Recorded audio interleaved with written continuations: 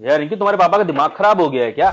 मुझे कॉल करके कह रहे हैं टैक्सी के अंदर बैठे हुए यहाँ पे शिफ्ट होने तुम्हारे मम्मी पापा। एड्रेस कंफर्म करने के लिए कॉल किया था, दिमाग खराब हो गया उनका।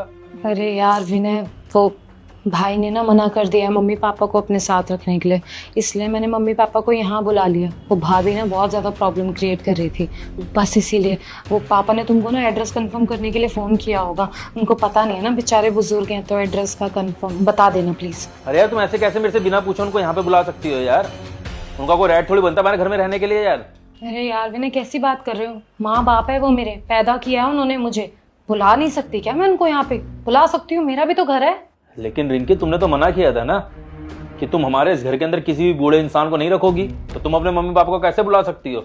अगर ऐसी बात थी तो मैं तो अपने पापा को रखने के लिए तैयार था ना यार घर में। देखो, मैंने ये नहीं कहा था कि मैं किसी भी बुजुर्ग के साथ नहीं रह सकती, मैंने ये कहा था कि मैं तुम्हारे पापा के साथ नहीं रह सकती।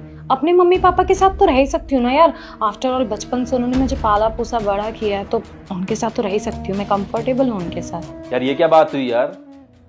तुम मेरे पापा के साथ नहीं रह सकती हो लेकिन अपने मम्मी पापा दोनों के साथ रह सकती हो। अब देखो ना, मेरे पापा तो एक ही बुजुर्ग हैं लेकिन तुम्हारे पापा मम्मी तो दो दो बुजुर्ग हुए हैं ना।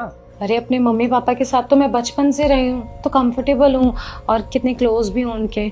और बेबी, तुम कैसी बातें कर रहे हो? तुम बैठो ना, मैं तुमसे बैठ के बात कर रही हूँ। आओ प्लीज बैठो ना बेबी, बैठो, कॉफी पिलाऊंगी, बैठो।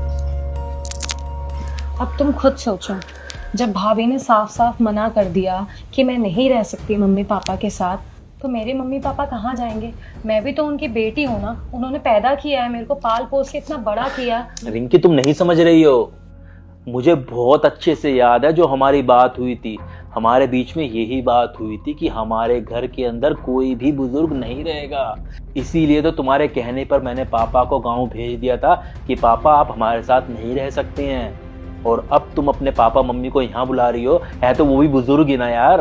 अरे यार प्लीज विनय, तुम तो समझदार इंसान हो, समझने की कोशिश करो ना। मेरे मम्मी पापा ने मुझे पढ़ाया लिखाया, बड़ा किया, इतनी अच्छी परवरिश दी है, मैं यहाँ पे हूँ आज, और इतना अच्छा करियर है मेरा। अब जब उनको मेरे साथ की जरूरत है तो मैं उनको ऐसे छोड़ दूँ? हाँ, अरे इसमें समझने वाली बात ही क्या है रिंकी? तुम मेरे पापा के साथ नहीं रह सकती हो, वैसे ही मैं तुम्हारे पापा मम्मी के साथ नहीं रह सकता हूँ। और वैसे भी रूल तुमने बनाया था तो मैं उसी रूल को तो फॉलो कर रहा हूँ। तो अब तुम रूल तोड़ने की बात ही क्यों कर रहे हो अपने पापा मम्मी के लिए? प्लीज विनय, समझने की कोशिश करो यार। तुम्हें तो पता है ना कि मम्मी पापा ने कितनी मुश्किल से मेरी पढ़ाई कंप्लीट करवाई थी, मेरा करियर सेटल करवाने के लिए लोगों से उधार लेकर के पढ़ाई करवाई है। फिर भी अगर आज मैं उनका साथ नहीं दूंगी तो कितना गलत होगा। अच्छा, तो मैं तो ऐसी हवा में घुमा के हाथ निकल के आ गया बाहर? अरे मुझे भी पापा मम्मी ने ही पैदा किया था, पाल पोस के बड़ा किया था, पढ़ाया लिखाया था।